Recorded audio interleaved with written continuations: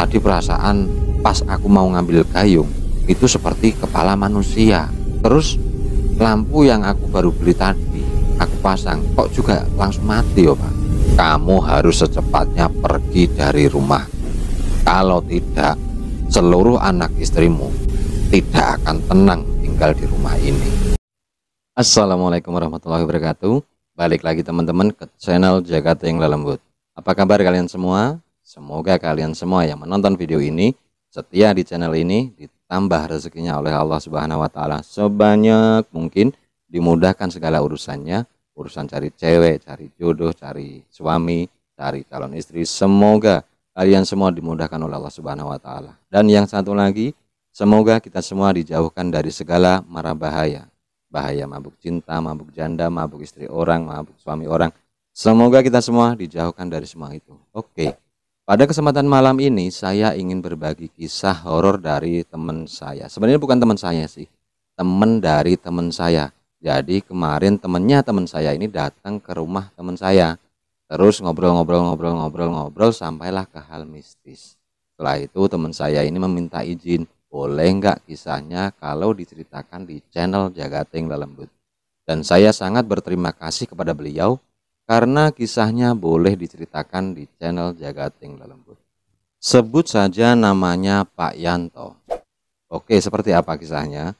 Tapi sebelum teman-teman menonton videonya, teman-teman jangan lupa like, komen, dan subscribe di channel ini agar teman-teman tidak ketinggalan kisah horor di channel Jagating Lelembut. Dan buat teman-teman yang lain, jika ingin berbagi kisah horornya, teman-teman juga bisa mengirim pesan ke email saya yang berada di sini. Nanti saya akan membacakan, menceritakan kisah horor teman-teman di channel Jagating Lelembut. Oke, kalian udah nggak sabar? Yakin, berani? Serem loh.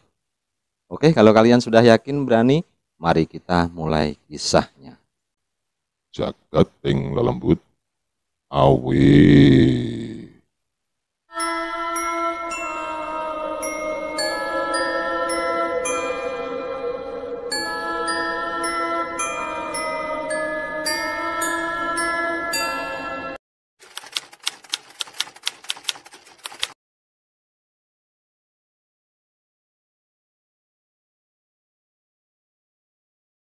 Kisah ini dialami oleh Pak Yanto sekitar tahun 1997. Waktu itu Pak Yanto masih tinggal di suatu kampung di daerah Semarang. Tapi maaf, saya tidak bisa menyebutkan nama kampungnya Pak Yanto ini. Waktu itu Pak Yanto mempunyai satu anak laki-laki si mata wayang, sebut saja namanya Anton, dan istrinya sebut saja namanya Bu Dewi. Waktu itu Anton masih sekolah di bangku kelas 3 SMA. Dan sebelum lulus, Anton ini memang meminta izin kepada bapaknya, nanti kalau sudah lulus dia ingin kuliah di Jakarta. Karena Pak Yanto ini melihat prestasi Anton yang lumayan bagus, Pak Yanto pun memberikan izin kepada Anton nanti boleh kuliah di Jakarta. Tapi setelah itu Pak Yanto juga berpikir, nanti kalau di Jakarta Anton bisa ngurus dirinya sendiri enggak? Soalnya kalau di rumah Anton itu sering apa saja disiapin sama ibunya. Setelah itu Pak Yanto pun berunding sama istrinya, yaitu Bu Dewi. Bagaimana baiknya Anton biarkan kuliah sendiri di Jakarta atau gimana? Setelah itu Bu Dewi memberi saran kepada Pak Yanto, gimana kalau kita pindah ke Jakarta saja? Karena memang Bu Dewi ini nggak tega kalau anaknya tinggal sendiri, ngekos sendiri di Jakarta. Mendapat saran dari istrinya, Pak Yanto pun tidak langsung mengiyakan apa yang disarankan istrinya. Pak Yanto ini masih berpikir-pikir dulu. Setelah dipikir-pikir, Pak Yanto pun mengiyakan apa saran istrinya. Karena mungkin kalau Anton tinggal sendiri di Jakarta mungkin bisa. Tapi bisa nggak istrinya kalau pisah sama Anton? Setelah itu Pak Yanto pun menelpon semua teman-temannya dan dia bertanya sama semua temannya, di mana ada nggak orang yang lagi jual rumah di Jakarta. Ditunggu seminggu, 2 minggu, Pak Yanto ini belum mendapat kabar dari teman-temannya. Setelah itu Pak Yanto pun menelpon lagi salah satu temannya. Dan pas waktu itu Pak Yanto ini mendapat kabar dari temannya kalau ada orang yang lagi jual rumah di Jakarta. Mendapat kabar kalau ada orang yang jual rumah, Pak Yanto pun langsung meminta tolong sama temannya itu untuk dibayarin rumahnya dulu. Setelah itu Pak Yanto baru transfer ke temennya. Terus Pak Yanto ini juga meminta tolong sama temennya, nanti kalau rumahnya ada yang rusak tolong dibenerin sekalian lah. Pokoknya Pak Yanto ini percaya sama temennya.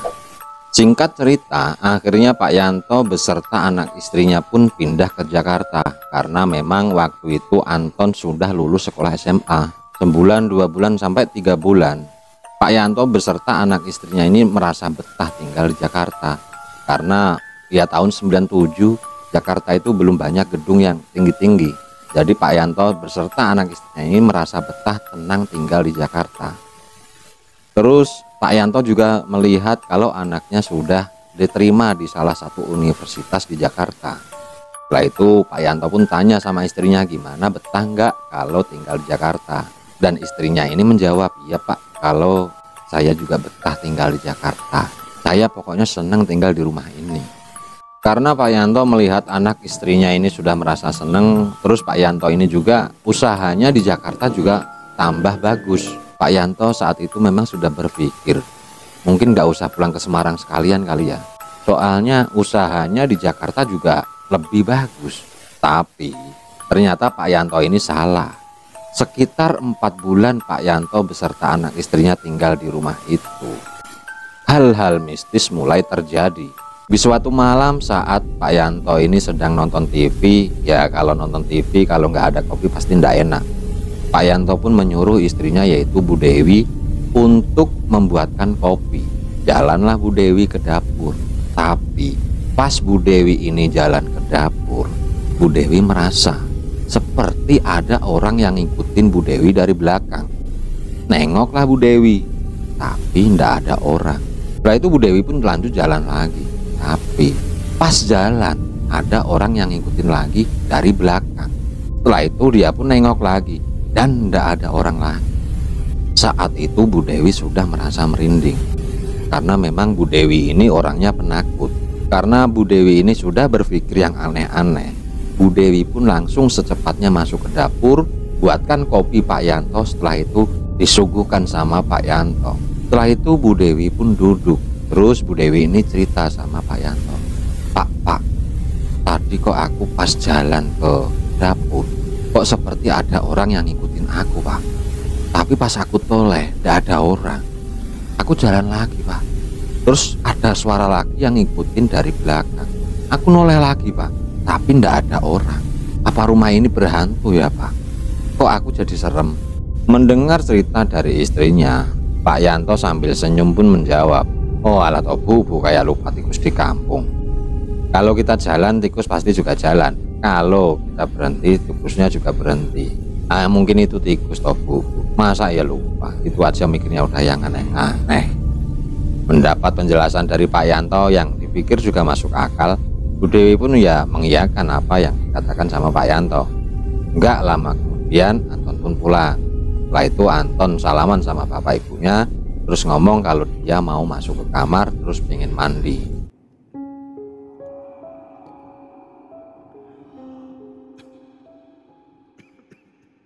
Setelah itu Anton pun masuk ke kamarnya, terus naruh tas yang dia bawa, masuklah dia ke kamar mandi.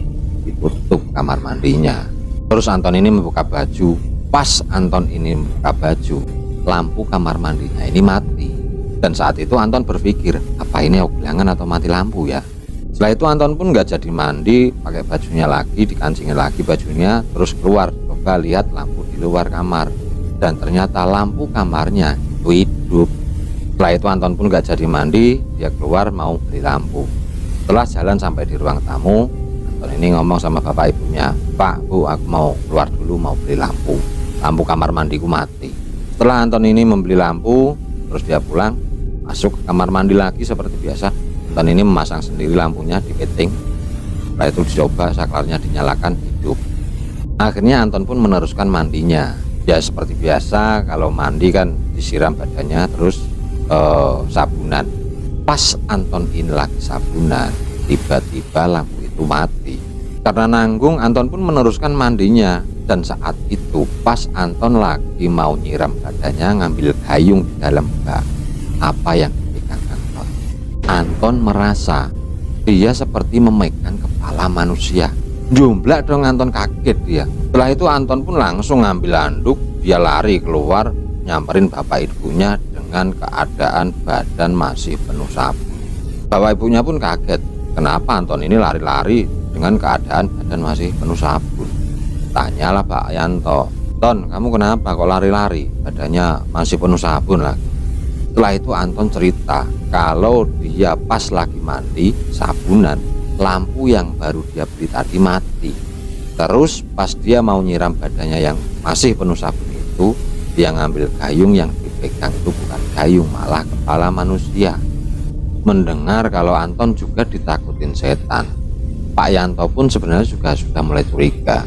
Tapi nanti kalau Pak Yanto juga ngomong yang aneh-aneh, takutnya anak istrinya ini malah makin takut.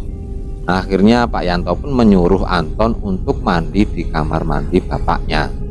Setelah Anton sudah ganti baju, Anton juga ikut duduk di ruang tamu, di ruang nonton TV. Anton pun ditanya sama bapaknya, "Ton, tadi kamu beneran ditakutin sama setan?" Setelah itu Anton menjawab, "Iya Pak, tadi perasaan pas aku mau ngambil gayung itu seperti kepala manusia. Terus lampu yang aku baru beli tadi aku pasang kok juga langsung mati ya Pak." Karena Pak Yanto ini nggak mau membuat anaknya ini takut atau istrinya juga lebih takut, Pak Yanto pun menjawab dengan sedikit yang bisa dipikir logika anak dan istrinya. "Ya mungkin kamu kebanyakan nonton film horor kali Ton, makanya kamu pikirannya kayak kemana-mana. Ya kalau lampu mati ya bisa jadi kabelnya ada yang rusak. Terus pas kamu keadaan mandinya itu gelap-gelap karena kamu sering nonton film horor, maka imajinasi kamu itu kemana-mana. Ya kepala manusia lah, ya tulang manusia lah, itu bisa jadi Ton. Terus gimana, kamu berani tidur di kamar kamu sendiri nggak? Kalau nggak berani, biar ibu juga nemenin kamu tidur di kamar kamu." Anton pun menolak dan menjawab, "Udah Pak, aku berani kok." Ya mungkin Bapak bener, karena aku sering nonton ya film horor makanya aku jadi orang takut. Setelah itu mereka bertiga pun ya bercanda di depan TV. Nggak lama kemudian, sekitar jam setengah 10, Bu Dewi sama Anton sudah mulai merasa ngantuk. Akhirnya Anton sama Bu Dewi masuk ke kamarnya sendiri-sendiri. Dan waktu itu yang di depan TV, di ruang tamu hanya Pak Yanto. Sembari nonton TV nggak terasa Pak Yanto ini ngantuk. Ya mungkin karena seharian Pak Yanto ini kerja, pikirannya capek, akhirnya Pak Yanto ini ketiduran. Pas Pak Yanto ini tidur, nggak lama kemudian Pak Yanto ini bermimpi. Di dalam mimpi Pak Yanto ini seperti ditemui sama wanita cantik tapi mukanya pucat, terus pakaiannya ini seperti compang camping. Ya ulu-ulu gimana gitu loh. Karena Pak Yanto kasihan dengan wanita itu, Pak Yanto pun tanya dengan wanita itu, "Mbak lagi ngapain? Kok Mbak seperti ini?" Tapi bukannya wanita itu menjawab dengan halus. Wanita itu malah membelalakkan matanya terus menjawab, "Kamu ini malah siapa? Di rumah saya kamu nggak ada sopan. Berani sekali kamu tinggal di rumah saya. Apa keluarga kamu pengen tak bunuh semua?" Mendapat ancaman seperti itu, Pak Yanto pun masih menjawab dengan halus. Pak Yanto ini menjawab, "Ya ndak toh Mbak, Mbak ini siapa kok tiba-tiba malah melototin saya terus ngancem-ngancem keluarga saya. Memang keluarga saya ini salah apa?" Dan lagi-lagi wanita itu menjawab dengan nada yang sedikit agak keras, "Kamu harus secepatnya pergi dari rumahku. Kalau tidak, seluruh anak istrimu tidak akan tenang tinggal di rumah ini." Dan gak lama kemudian wanita itu langsung lompat ke Pak Yanto terus mencekik leher Pak Yanto. Pak Yanto pun kaget dan dia langsung mau melepaskan cekikan wanita itu, tapi ternyata tangan wanita itu sangat kuat dan Pak Yanto sampai nggak kuat nafas. Dan gak lama kemudian samar-samar Pak Yanto ini mendengar suara istrinya yang memanggil Pak Yanto, Pak, kenapa? Bangun, Pak, bangun." Setelah itu Pak Yanto pun bangun. Setelah itu Pak Yanto ditanya sama istrinya, "Pak, kenapa kok ngelindur ngiguk kenceng-kenceng kayak gitu, teriaknya kenceng-kenceng? Mimpi apa Pak?"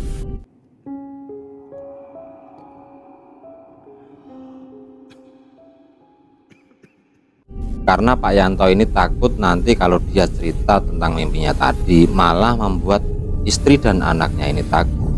Pak Yanto pun nggak jujur kalau dia tadi baru bermimpi bertemu seorang wanita yang sangat seram. Terus dia mencekik Pak Yanto. Pak Yanto pun hanya menjawab, "Enggak Bu, aku tadi mimpi ya sedikit buruk sih. Tadi ada teman kerja yang membawa kabur uangku, terus aku kejar nggak kejar, ya itu tadi." Setelah itu Pak Yanto pun disuruh istrinya untuk tidur di kamar saja. Tapi pas Pak Yanto ini jalan ke kamar, dia itu masih teringat dengan mimpi yang tadi. Sampai masuk ke kamar pun Pak Yanto masih teringat dengan mimpi yang tadi. Setelah sampai di tempat tidur, Pak Yanto ini masih bengong dan memikirkan mimpinya tadi. Karena istrinya melihat Pak Yanto yang sepertinya ngalamun, istrinya ini tanya, "Pak, masih kepikiran ya dengan mimpinya yang tadi?" "Udah, nggak usah dipikirin, itu cuma mimpi kok." Pak Yanto pun menjawab, "Iya Bu, aku masih kepikiran mimpiku yang tadi. Kok aku malah jadi susah tidur kayak gini ya?" Dan Bu Dewi menjawab, "Udah, nggak usah dipikirin, udah ayo tidur." Setelah itu Pak Yanto dan Bu Dewi pun tidur dan nyenyak sampai pagi.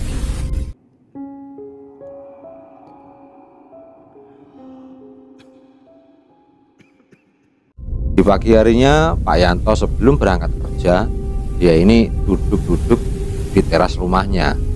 Pas Pak Yanto ini duduk di depan rumah, Pak Yanto ini melihat ada satu kakek-kakek yang lewat di depan rumahnya Pak Yanto. Kakek-kakek itu menyapa Pak Yanto, "Mari Pak." Karena Pak Yanto disapa sama kakek-kakek itu, Pak Yanto pun menjawab, "Iya Pak, sini mampir dulu, ngopi-ngopi dulu, duduk-duduk dulu." Karena waktu itu Pak Yanto berpikir kalau itu tetangganya Pak Yanto. Karena mendapat tawaran dari Pak Yanto, kakek-kakek itu berhenti dan dia akhirnya mampir di rumahnya Pak Yanto. Setelah itu mereka berdua ngobrol-ngobrol dan ada satu pertanyaan yang membuat Pak Yanto ini kaget. Kakek-kakek itu bertanya, "Bapak yakin kuat tinggal di rumah ini? Rumah ini angker Pak." Karena mendapat pertanyaan yang sedikit aneh menurut Pak Yanto, dan Pak Yanto memang orang baru di situ. Pak Yanto pun bertanya, "Lah emang ada apa Pak di rumah ini?" Dan kakek-kakek ini cerita kalau dulu yang mempunyai rumah ini mempunyai anak perawan dan nggak tahu masalahnya apa. Anaknya ini gantung diri. Setelah kejadian itu, anaknya ini sering neror orang tuanya sendiri. Karena orang tuanya ini sering diteror, akhirnya mereka pindah dari rumah ini. Mendapat cerita dari kakek-kakek itu, Pak Yanto pun kaget. Dan Pak Yanto ini berpikir, loh kok temannya tega nyariin rumah yang seperti ini. Terus kalau dipikir-pikir, selama 3 bulan ini kan tidak ada masalah. Ya memang baru tadi malam ada hal yang aneh, tapi bisa dipikir kok secara logika. Dan Pak Yanto ini menjawab pada kakek itu, ya mungkin anak perawannya ini mempunyai masalah dengan bapak ibunya kali kek. Akhirnya anaknya ini gantung diri setelah jadi arwah gentayangan neror bapak dan nggak lama kemudian akhirnya kakek-kakek ini pamitan dan dia ingin pulang. Mendapat cerita dari sosok kakek itu, Pak Yanto pun merasa sedikit takut. Tapi Pak Yanto ini hanya berpikir, ya mau gimana lagi, ya moga-moga nggak akan ada kejadian yang aneh-aneh di rumah ini. Dan gak lama kemudian Anton pun keluar dan Anton ini pamitan sama Pak Yanto kalau dia mau berangkat kuliah. Setelah itu Pak Yanto pun siap-siap berangkat kerja. Dan di rumah itu hanya ada satu wanita, yaitu Bu Dewi. Di pagi itu karena Bu Dewi sudah ditinggal kerja sama Pak Yanto, Bu Dewi pun mengerjakan tugas seperti biasanya ibu-ibu rumah tangga, nyapu, nyuci, masak. Setelah selesai, Bu Dewi pun santai-santai di ruang TV. Sekitar jam 11 siang, Bu Dewi ini merasa ada suara wanita menangis di rumahnya Bu Dewi. Bu Dewi pun kaget dong. Loh siang-siang kok ada orang nangis di rumahku. Bu Dewi kaget. Setelah itu Bu Dewi pun mencari di mana sumber suara wanita itu menangis. Setelah diperhatikan, ternyata itu dari kamarnya Anton. Bu Dewi pun membuka pintu kamarnya Anton, dan setelah dibuka Bu Dewi mendengar ada suara wanita menangis di kamarnya Anton. Setelah itu Bu Dewi mencari di mana wanita itu menangis. Setelah diperhatikan lagi, ternyata pintu dari kamar mandinya Anton. Karena Bu Dewi ini penasaran, akhirnya dengan pelan-pelan Bu Dewi ini membuka pintu kamar mandinya Anton. Setelah dibuka, apa yang dilihat? Bu Dewi melihat wanita yang seperti gantung diri dengan lidah yang melet, menjulur. Terus wanita itu melambaikan tangannya. Bu Dewi melihat sosok wanita itu dan gak kuat, Bu Dewi langsung pingsan. Dan di saat itu Bu Dewi gak ada yang nolongin karena Pak Yanto sudah berangkat kerja dan anaknya Anton sudah berangkat kuliah. Sampai sekitar jam 5 sore Pak Yanto ini pulang dari kerjanya. Pas waktu masuk ke rumah, Pak Yanto ini nyari istrinya yaitu Bu Dewi, tapi nggak nemuin Bu Dewi. Dan Pak Yanto ini hanya berpikir ya mungkin istrinya lagi belanja atau cari apa keluar. Sampai sekitar habis maghrib, Pak Yanto ini nunggu Bu Dewi tapi nggak ada pulang. Nggak lama kemudian Anton pun pulang dan tanya sama bapaknya, "Pak, kok duduk sendirian? Lah ibu kemana?" Dan Pak Yanto ini menjawab, "Ya nggak tahu Ton, mungkin ibumu lagi belanja keluar. Tapi perasaan dari tadi bapak pulang kok ibumu belum pulang juga ya. Belanja kemana dia?"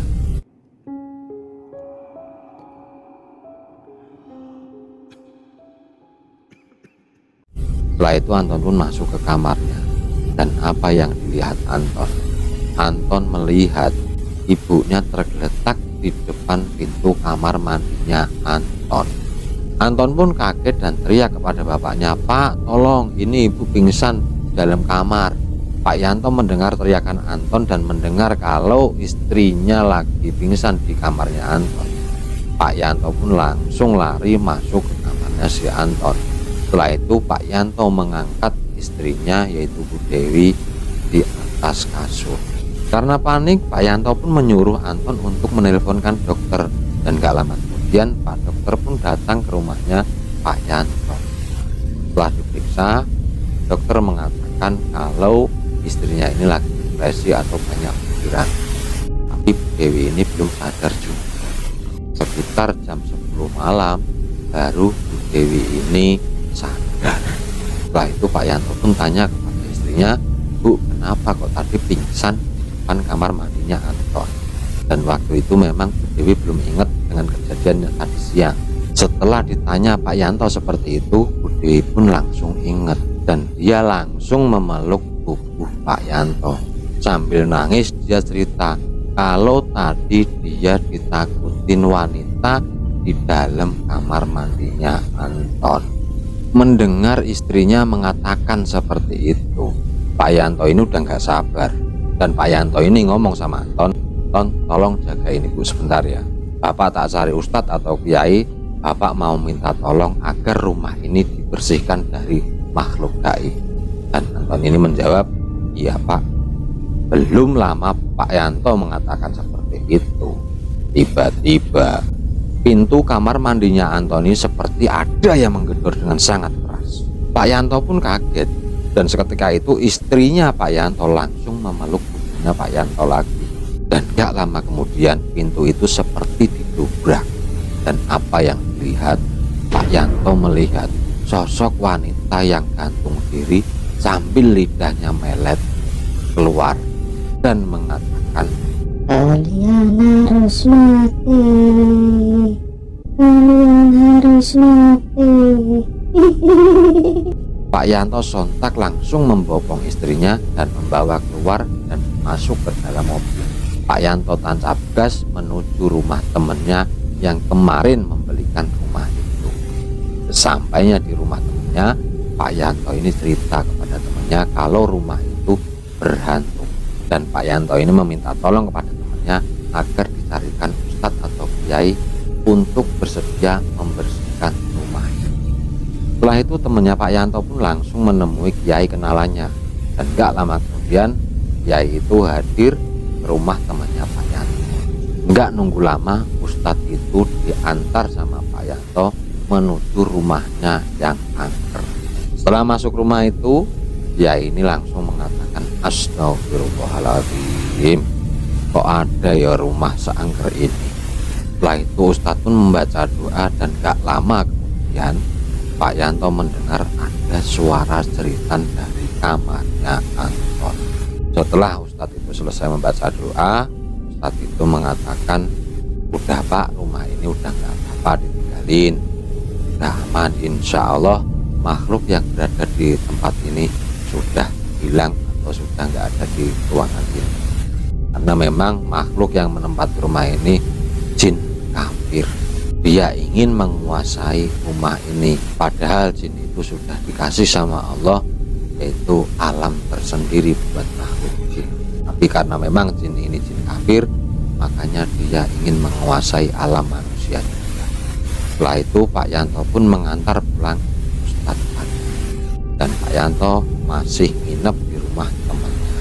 Setelah paginya Pak Yanto pun pulang, tapi istrinya nggak ikut karena istrinya masih trauma.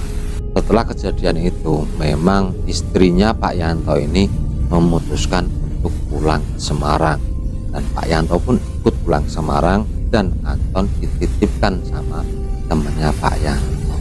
Mungkin cukup sampai di sini kisah dari channel Jagat Tinggal Lembut. Mungkin ada hal yang bisa dipetik dari kisah ini, yaitu hati-hatilah membeli rumah, karena siapa tahu rumah yang kita beli ini berpenghuni. Pesan saya, terus kuatkan doa Anda, terus kuatkan iman Anda, agar Anda selalu dilindungi oleh Allah Subhanahu wa Ta'ala. Oke, cukup sekian dulu cerita dari channel Jagat Tinggal Lembut. Salam Jagat Tinggal Lembut.